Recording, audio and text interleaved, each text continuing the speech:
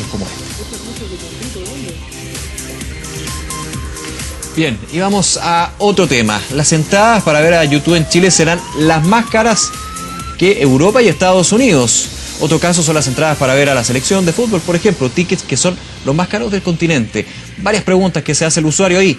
¿Qué factores explican los altos precios para este tipo de eventos? Bueno, para conversar sobre este tema estamos con el académico de la Facultad de Economía y Negocios de la Universidad de San Sebastián, Francisco Aravena. Francisco, muchas gracias por este contacto.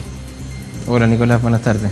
A ver, bien claro lo que queda con YouTube, pero evidentemente también es parte del mercado y lo que se ha mostrado en el último tiempo, las entradas más caras. ¿Y a qué se debe justamente de que los shows masivos en nuestro país tengan precios tan excesivos? Por ejemplo, desde los 45.000 hasta casi los 300.000 pesos. O sea, Chile tiene una característica bien particular. O sea, aquí ocurre que existe una demanda particularmente de nicho, hay una disposición a pagar muy alta por este tipo de espectáculos. También hay que considerar, como lo que pasa con YouTube, hay una restricción de capacidad. El último concierto, si no me equivoco, había una capacidad de venta de creo que 70.000 entradas, porque el espectáculo fue el espectáculo en 360, y ahora hay una restricción, creo que como 20.000 personas menos. Eso obviamente hace que las empresas se comporten como un monopolio, con una restricción de capacidad, donde lo único que tratan de hacer es extraer la mayor cantidad o la mayor disposición a pagar de las personas. En Chile obviamente nosotros estamos hablando de 50.000 personas, por ejemplo, en un espectáculo.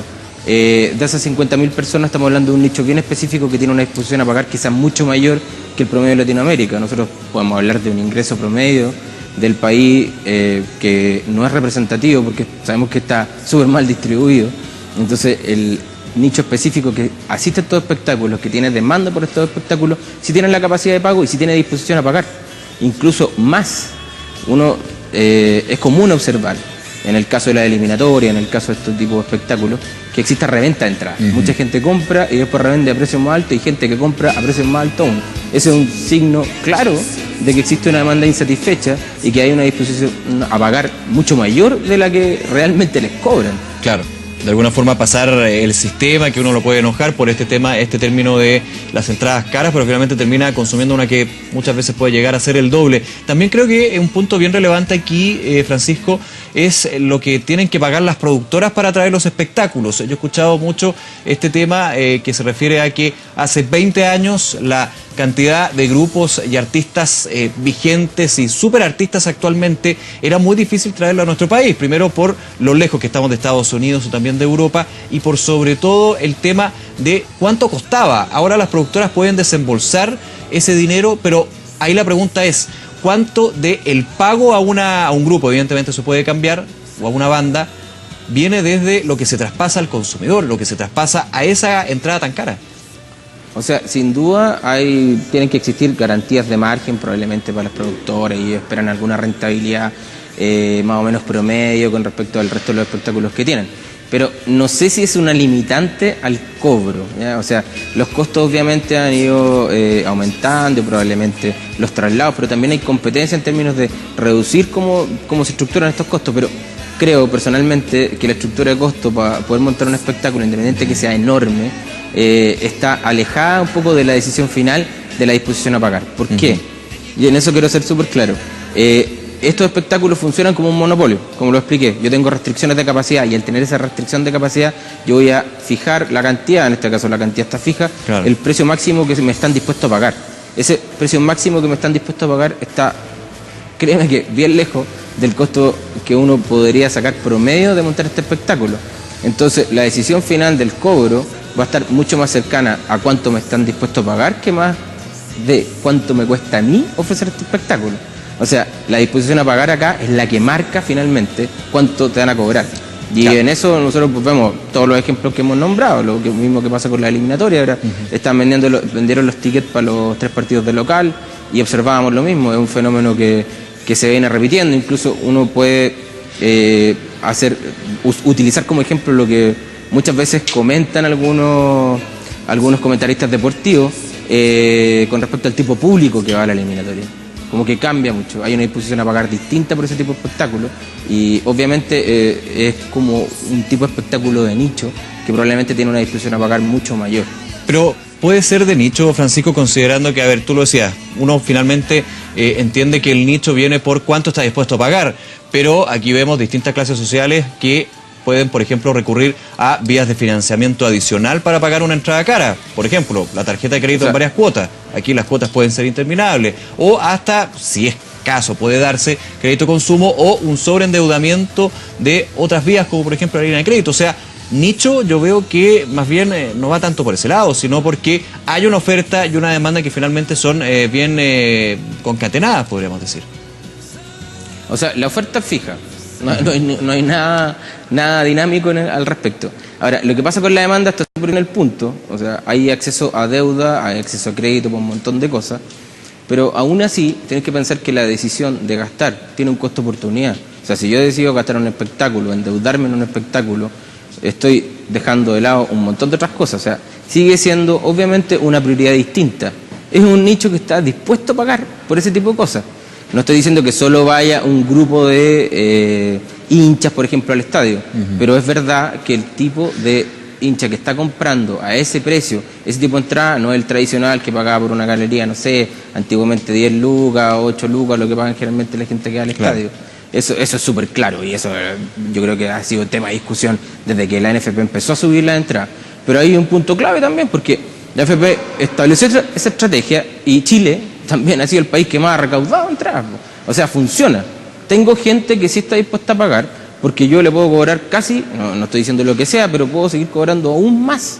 Y Chile, si no me equivoco, en la última estadística de la clasificatoria anterior, para Brasil 2014, fue el país que mayor recaudación obtuvo. Creo que con Brasil eran los países que más tenían.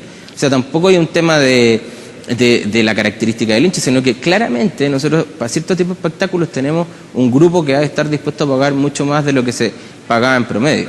Claro, tú hablabas en algún minuto de los costos que tienen que incurrir las productoras o por ejemplo las organizaciones que arman todos estos shows masivos, como por ejemplo un partido de la selección. Y aquí hay que considerar también que hay una nueva estrategia que se ha dado hace por lo menos 4 años, 5 años, si no me equivoco, que es tener un partner, por ejemplo, un banco, una casa de retail, donde de alguna manera se dice, si tú vienes conmigo y haces que venga este grupo, este artista, o patrocinas de alguna manera este show, sea cual sea, yo te doy un cierto número de entradas y tú ahí las distribuyes con tu gente, digamos, con tus clientes para hacer fidelización, pero ese es un aumento que también se ha dado. Por ejemplo, en el Santiago Rock City se vio con una entidad bancaria que el 50% de la capacidad de cada día estaba en una preventa exclusiva, o sea, también hay un sistema de cómo amortizar los costos que ha sido bastante positivo para las productoras y que también hay que decirlo, desde el punto de vista positivo, permite traer a estos mega grupos como es, por ejemplo, YouTube. Bueno, ese punto es súper importante, porque lo que acabas de mencionar tiene una implicancia importante en la oferta. Yo soy capaz de financiar de maneras distintas y con mayor eficiencia, quizás con asociaciones que yo genero, pero esas asociaciones están ligadas a cierto número de entradas amarradas. Mientras yo más disminuya la oferta, mayor va a ser la posibilidad o la discusión a pagar que logre alcanzar con la demanda. O sea, si estamos hablando, por ejemplo, en ese espectáculo que tenía un 50% menos de entrada, estoy diciendo que ese 50% que yo tengo a la venta, probablemente lo voy a tratar de cobrar un poco más porque la cantidad menor que está dispuesta a venderse se va a poder vender a un precio mucho más alto. Si mientras mayor restricción tengo de capacidad, probablemente encuentre un precio mucho más alto para las que están a la venta y no las que se amarraron con la compañía que me asocié. Claro. En ese punto, ¿qué pasa con el cargo por servicio? Que también ha sido un tema. Leía por ahí que el cargo por servicio actualmente en Chile promedio llega a un 15% del precio, pero que dentro de es lo que se cobra en otros lugares, principalmente por el servicio de entrar al sistema de venta de entradas, también lo que puede ser el envío, que es un costo extra. ¿Eso tiene un impacto en el precio final también? Sí, de todas maneras. Pero ahí entramos ya en otro mercado y en otro tema, porque el mercado probablemente de la distribución y venta de entradas es distinto y quizás hay pocas compañías que estén dedicadas a eso, hay una competencia quizás más baja y eso hace que los precios puedan ser más altos por cobro por espectáculo. Ese es un tema quizás de competencia en esa industria que no tiene un nivel de desarrollo tan alto o tiene un nivel de concentración mayor al promedio dentro de la intermediación de la venta final de la entrada. Por último, Francisco, también lo escuché varias veces. Yo preguntaba a gente, oye, pero ¿cómo tan cara la entrada? Yo decía, bueno, es que también es reflejo de la sociedad chilena. Hay un aumento en el ingreso per cápita, obviamente no es para todos, pero sí había un aumento con respecto, no sé, hace 40 años. También las condiciones económicas de Chile son distintas, el intercambio comercial. Todo eso puede confluir también en la posibilidad de que estos megagrupos o grandes espectáculos, shows masivos, finalmente terminen con entradas tan caras. ¿Es así? ¿Hay una conexión también y una muestra de lo que es la sociedad chilena en este tipo de eventos? O sea, sin duda, sin duda. Si nosotros vemos cómo ha crecido el ingreso real en Chile los últimos 20, 30 años incluso, nos podemos darnos cuenta que efectivamente la disposición a pagar que tienen los chilenos por un montón de servicios o bienes o espectáculos que antes no se demandaban en Chile ha crecido enormemente. Obviamente que uno tiene que ser súper consciente y claro con respecto a quiénes son los grupos que han crecido más.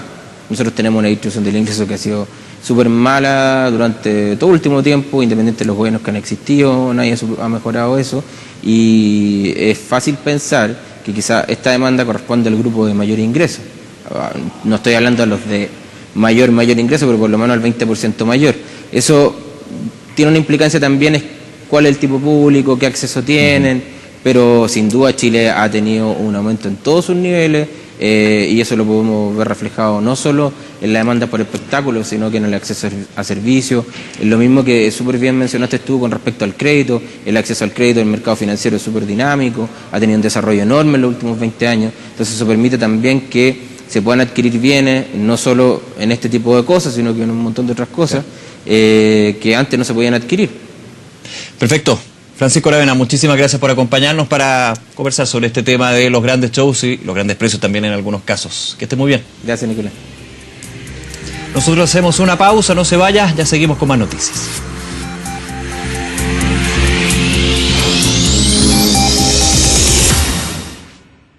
Seúl, una empresa Holding Seven Group, detectó